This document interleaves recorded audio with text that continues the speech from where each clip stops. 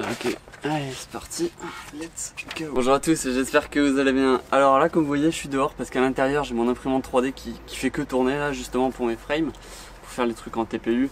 Donc voilà, je suis à l'extérieur, j'espère qu'il y a un peu moins de bruit même s'il y a des voitures là-bas. Bref, je commence. Alors cette vidéo s'adresse déjà aux débutants en fait, principalement aux débutants qui n'ont pas monté de quad encore. Parce que quelquefois je reçois en commentaire, ben en fait je vois qu'ils commencent le simulateur ou quoi, ou juste ils regardent mes vidéos, ils veulent commencer le quad mais ils en ont toujours pas un. Alors soit c'est parce qu'ils ont peut-être pas les moyens, parce qu'ils sont trop jeunes, soit parce que je sais pas, soit parce qu'ils ont peur en fait, peur. Il y en a pas mal je pense qu'ils ont ça, ils ont peur de pas pouvoir monter un drone par eux-mêmes. Il n'y a pas 36 000 solutions, si déjà tu veux commencer, tu as de l'argent et bah, tu achètes un tout fait. Et moi je pense pas que ce soit une bonne solution, en tout cas à long terme. Peut-être à court terme parce que tu vas pouvoir voler direct, mais à long terme, dès que tu vas commencer à casser des trucs, tu vas galérer, ça va te saouler, ça va te coûter plus cher qu'autre chose. Allez, bon on commence. J'ai fait ça en plusieurs étapes, ouais j'ai fait un papier. Là je suis organisé, en ce moment cette année là, organisé, je commence à faire des vidéos bien structurées. Donc première partie je vais dire en fait qu'il faut s'instruire. Deuxième partie je vais vous dire acheter les composants, je vais vous parler en fait voilà sur ça. Après le monter, l'étape de montage avec les petites erreurs qu'il faut pas faire ou quoi. La config, les paramétrages et tout. Et mon expérience à la fin. Ok donc on commence s'instruire. S'instruire c'est hyper important. Justement vous n'avez pas de quad, vous avez un peu de temps, surtout si vous êtes étudiant ou quoi. Vous n'avez pas d'argent, justement, vous pouvez vous instruire et ça prend du temps, mais ça coûte rien du tout. Donc sur internet, soit vous avez mes vidéos, soit Culture FPV, soit des blogs, soit en anglais. Enfin, vous avez vraiment énormément de contenu maintenant. Vous pouvez vous instruire pour savoir comment fonctionne un quad tout simplement. Et comme ça, dès que vous avez les composants, savoir comment on fait quoi, comment on branche, où, quoi, comment, à quoi ça sert. Et ça sera 10 fois plus simple et vous n'allez pas cramer des trucs ou quoi. Alors ouais, ce que vous pouvez faire aussi c'est poser des questions, ça en dernier parce que moi des fois on me pose des questions mais vraiment basiques, je réponds mais il y a des solutions qui sont vraiment faciles à trouver sur des vidéos. Et ouais, là j'ai marqué groupe Facebook. Groupe Facebook, si vous traînez sur Facebook, vous aimez bien Facebook, la plateforme, vous pouvez traîner sur les groupes, vous avez vraiment pas mal d'interactions et justement il y en a qui posent, qui se disent j'ai tel problème et du coup en commentaire il y en a qui posent, qui te disent ce que tu peux faire pour le résoudre et moi j'ai appris pas mal de trucs aussi là-dessus pour savoir, ou même des mecs qui disent j'ai ces moteurs, je les trouve bien quoi. Bref, ça donne de la culture FPV justement et non c'est cool. En fait faut baigner petit à petit dedans, genre au bout de 2-3 mois je pense que vous pouvez quand même acquérir pas mal de connaissances, en tout cas celles de base nécessaires au montage. On passe à l'étape qui est quand même importante, c'est acheter les composants. Qu'est-ce qu'il faut? Déjà, où vous pouvez l'acheter soit sur Banggood, voilà, les sites chinois, où c'est vraiment pas cher. Si vous avez un petit budget, ok, enfin moi c'est ce que je fais aussi, parce que ça coûte vraiment pas cher. Soit si vous êtes pressé, et voilà, si vous êtes pressé, vous pouvez acheter directement en France sur DFR, sur Studio Sport, Planète FPV, bref, il y en a quelques-uns, BLS Shop. Surtout ce qui est important quand vous achetez, déjà moi j'ai fait des vidéos pour savoir ce qu'il faut acheter, je vous l'ai dit, on regarde vite fait. Il y a une caméra FPV, des ESC, des moteurs, une FC, un VTX, c'est ce qui envoie, bon bref, je vous l'ai dit, la vulgarisation, j'ai fait des vidéos là-dessus. Il y a le RX et je crois qu'on est tout, des XT60 comme ça, et des batteries bien sûr, et un châssis. Ok, dès que vous avez tout ça, vous pouvez fabriquer votre quad. Mais par contre, vous risquez si vous crachez de casser des trucs. Donc il faut absolument prévoir du spare. Surtout si vous achetez en Chine. Si vous achetez en France, il n'y a pas trop de soucis parce que vous pouvez commander et le recevoir 3 jours après. Mais là, si vous commandez en Chine, il faut vraiment commander du spare. Donc c'est-à-dire au moins 2 bras en plus pour un châssis, un VTX en plus, un RX en plus, un moteur en plus, un ESC en plus et une cam FPV en plus. Ou une lentille à la limite. Et je crois qu'on est bon, et peut-être après le mieux c'est une FC en plus, mais ouais, voilà, je vous ai dit il faut acheter du spare, c'est essentiel. Après maintenant on passe à l'étape où vous avez reçu vos composants, vous êtes là, qu'est-ce que je dois faire? Donc il faut le monter maintenant, il faut le monter, c'est pas très compliqué, mais il faut avoir quelques bases. Alors déjà il faut regarder des tutos, comme je vous l'ai dit, s'instruire, vous regardez en fait étape par étape comment on fait. Par contre, voilà, il faut prendre son temps, il faut pas avoir peur de prendre 5, 6... Purée, j'ai chaud là. Donc il faut, ouais, j'ai trop chaud en fait, il fait super chaud aussi.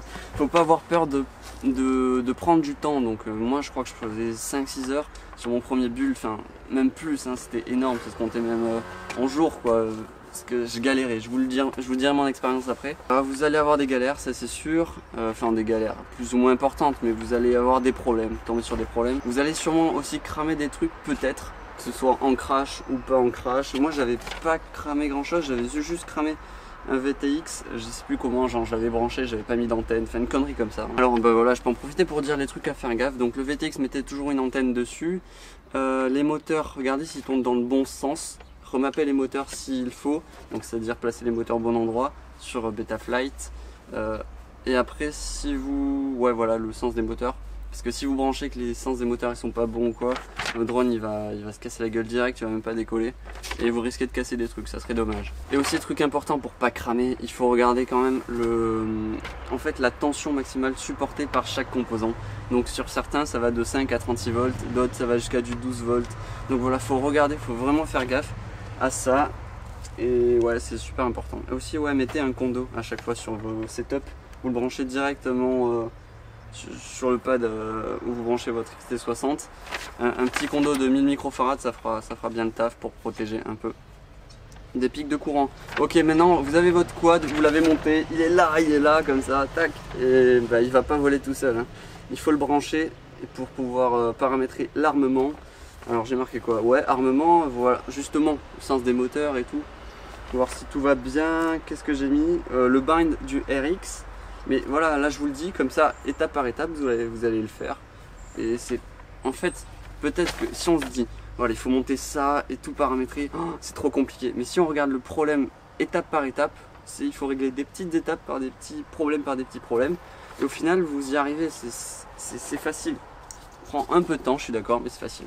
Ouais, paramétrage de l'AFC et aussi beaucoup de trucs qu'on m'a demandé, c'est comment je fais pour avoir mon image là sur mon masque. Il faut tout simplement mettre la même fréquence du VTX, c'est ce qui envoie la vidéo, que sur votre masque. Je vais dire tout simplement mon expérience rapidement. Alors c'était il y a 2 ans, ouais 2 ans et demi, je sais plus trop. J'ai voulu monter mon quad et enfin je regardais plein de vidéos et je me suis dit bah allez c'est parti, let's go. On va le monter. En fait pendant peut-être 4 mois j'ai vraiment galéré, même plus, je sais pas 6 mois. J'ai galéré genre je faisais 2-3 vols, bam je crachais.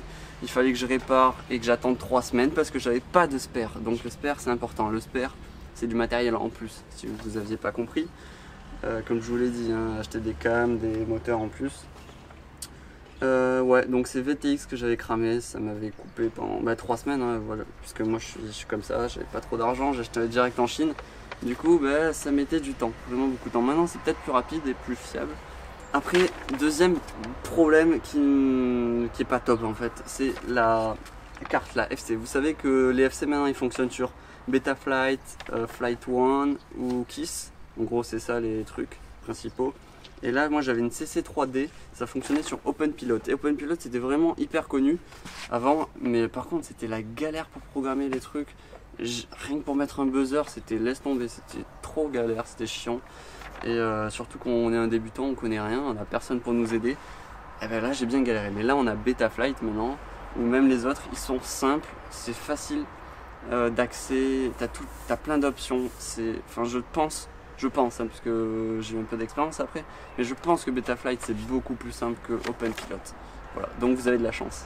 Ou si, je crois, hein, parce que j'ai pas Flight One, mais il paraît que Flight One c'est encore plus simple parce que genre les moteurs, vous n'avez pas besoin de mapper les moteurs si les moteurs ils sont pas dans le bon sens ou quoi. Il paraît qu'il fait tout.